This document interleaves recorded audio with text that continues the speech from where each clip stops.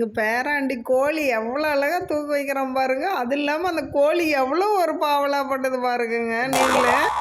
ஓ, கோழி தூங்குதா? சரி, அது தூங்குதா என்னடா இப்படி கிடக்குது? இவரு தெரியலையே பாரு எப்படி கிடக்குது பாரு.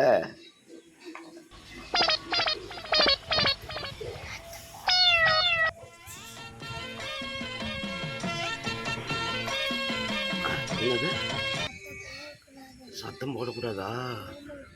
முழிச்சுக்குமா?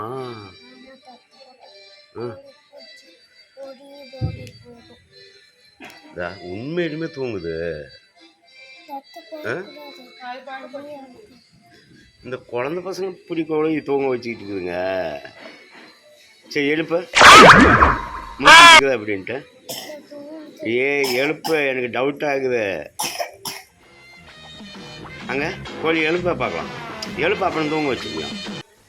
டேய் நரி, கடை முதலாளி வந்திருக்க, எழுந்திரிப்பா. தொல்லையா போச்சு, சொன்ன கேளுமா, எழுந்திரிமா. அதெல்லாம் முடியாது நரி, ஒரே ஒரு தடவை எழுந்திரி நரி. தூக்கத்தை கெடுக்கிறீங்களே. ராஜா மா செல்லா, ஒரே ஒரு தடவை கண்ணை முடிச்சு என்ன பாரு. போதும்மா, அப்படியே ஒரே ஒரு தடவை ஊட விடு.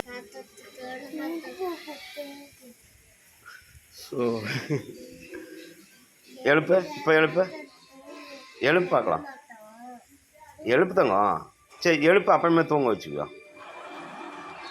எந்திரிக்க வச்சு அப்புறமே தூங்க வைய. கொஞ்ச நேரம் நிற்க வை பார்க்கலாம். சரி, அது தூங்குதான் நிற்குதான்னு பார்க்கலாம். அப்புறமே தூங்க வைய.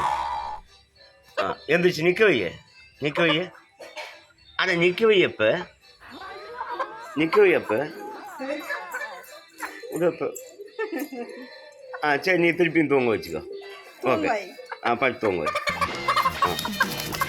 இப்போ தூக்கம் களைஞ்சி போச்சு. தூங்க வச்சுக்கோ.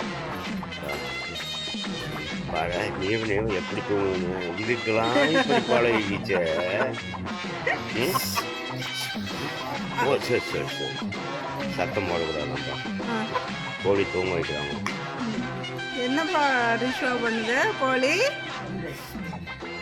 சத்தம் போடக்கூடாதா? அது அப்படியே தான் தூங்க ஆரம்பிக்குது. அதுவும் தூங்குது. நம்ம எங்க போய்கிட்டு இருக்கோம்? கம்ப்யூட்டர் கத்துக்க. ஏண்டா படுவா, வாயில பல்லு குச்சி வச்சுட்டு எங்கடா